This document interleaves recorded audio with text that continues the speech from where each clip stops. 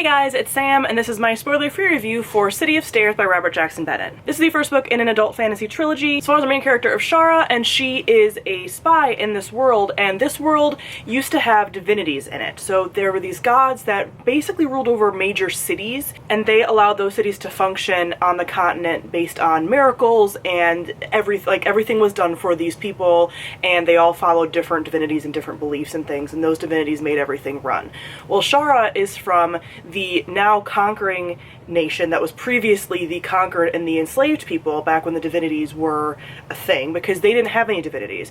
So the people that had divinities, the Continentals, oppressed these other people. Now, it's been hundreds of years and the divinities have been gone for some time, and Shara is actually coming to the main city, Balakov, where all of the divinities kind of met at one point and was like the most divine city, to investigate a murder of a former colleague who was there to research things about the divinities, and the people didn't like him and he ended up dead, and everything kind of goes from there. This was my Bibliothecary book pick for January, so every month my supporters over in the Bibliothecary get to vote on a book that I will read and review that month, and this is what won. If you're interested in contributing to my content in that way, along with more read-alongs, readathons, votes for different content, reviews of every single book I read, all of this different stuff, there's a Discord server, I will link that on the screen. There are triggers in here for a lot of biphobic language and body horror. So first off, when we talk about the world building, I mentioned this a bit in the synopsis, but this is a more city-based fantasy. I want to call it urban because technically the definition of urban fantasy is a fantasy that takes place in the city, and the city almost has its own personality,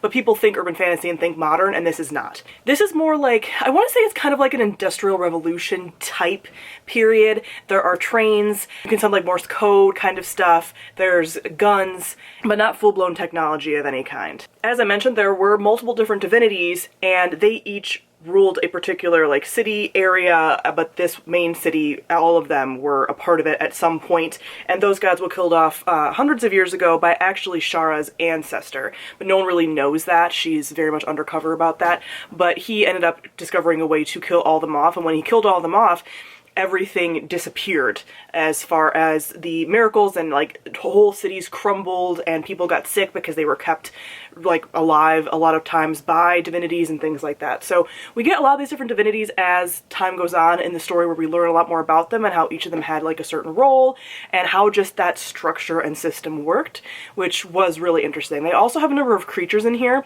so if you're somebody who likes fantasy creatures, that's definitely a thing, because the divinities made these like really kind of messed up fantasy creatures. So when I mentioned the body horror earlier, there are a lot of like really squicky creatures that are like a little so be prepared for that if you're not into body horror. Next, let me talk about our characters. Our main character of Shara, I did really enjoy. I tend to enjoy these like espionage spy type characters. This book, even though they're not super similar in setting, and this book is much more fantastical than the other one, really reminds me of Amberlow by Laura Elena Donnelly, with that mostly political intrigue espionage setting.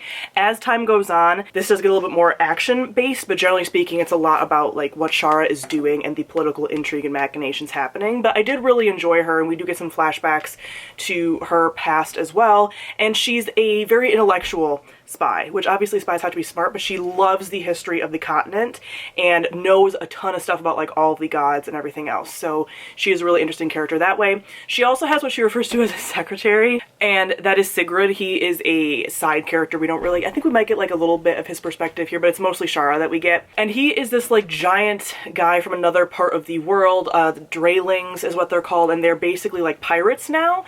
He is, he almost reminds me of like the Hound or something like that. He's a killing machine.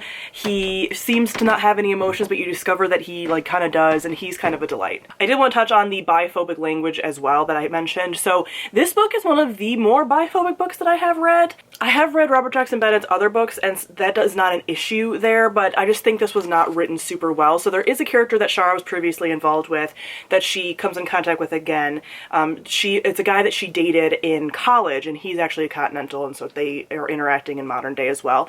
And they dated, and then it was discovered that he was also attracted to men, but the book does is really weird about this. So it's not so much the world that is homophobic, although the Continentals are, and then Shara's people kind of aren't. But it's less about the world, because I don't really consider books biphobic if the world is biphobic or if the world is homophobic, because usually that's written like, hey, the world is, but it's like shitty and it shouldn't happen.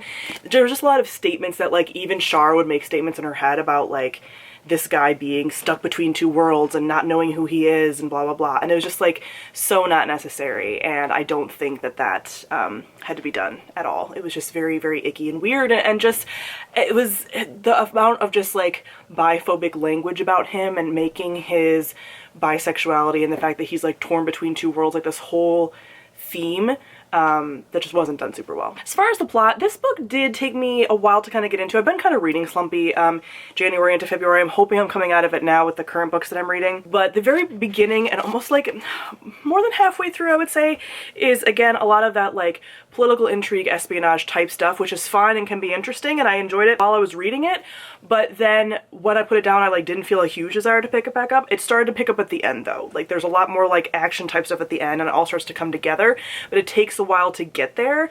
And I also feel like some of the things about the villains were just like super rushed, because we had it being very slow at the beginning and then the end kind of having some of these antagonists thrown out and then wrapped up really quickly, and I just don't feel like that was done as well as I would have liked it to be. Ultimately, this is a series that I don't necessarily need to continue, but I might on like audio. I can't see myself reading them on physical copy, but I do think these would work really well on audio. I think this is a series I'll like a lot more on audio. The next two books are following different characters that we have already met, so that's kind of interesting. So it's going to be a little bit different, spread out and stuff. I am intrigued about like the world and these divinities and things like that, but I don't like this series as much as I do like Foundry Side, which is his newer series, so I recommend that much more. But I am interested in the rest of the series and the direction it goes, and if it gets better for me, I would say I would give this 3 to 3.5 stars. So comment down below and let me know what you thought of City of Stairs. Thank you all for watching, and I'll see all of you guys soon. Bye.